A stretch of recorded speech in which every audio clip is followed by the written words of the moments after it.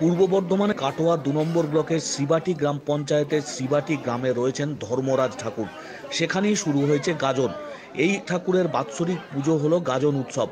মঙ্গলবার বাবাকে দাঁইহাটের গঙ্গার ঘাটে গঙ্গা স্নান করার জন্য ভোরবেলায় শিবাটি গ্রাম থেকে সন্ন্যাসীরা ধর্মরাজকে নিয়ে শিবাটি গ্রামের ভিতর দিয়ে বাক্সা গ্রামের মধ্য দিয়ে মাঠে মাঠে এসে ব্রহ্মানী নদী পারাপার করে জগদানন্দপুর গ্রাম পঞ্চায়েতের ঘোড়ানাস গ্রামে বাবা ধর্মরাজের সঙ্গে দেখা করতে আসেন। তারপর ঘোড়ানাস মুস্থুলির গ্রামের মধ্য দিয়ে দাঁইহাটের গঙ্গা ঘাটে গঙ্গা স্নানে চলে যান। বাবার ভক্তরা জানিয়েছেন, শুক্রবার চড়ক পুজো, এবারে ৩৬ জন সন্ন্যাসী হয়েছে।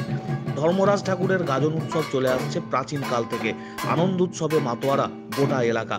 শ্রীবাটি ছাড়াও পার্শ্ববর্তী এলাকা থেকে প্রচুর মানুষজন আসেন। বাড়ি বাড়ি আত্মীয় স্বজনের ভিড়।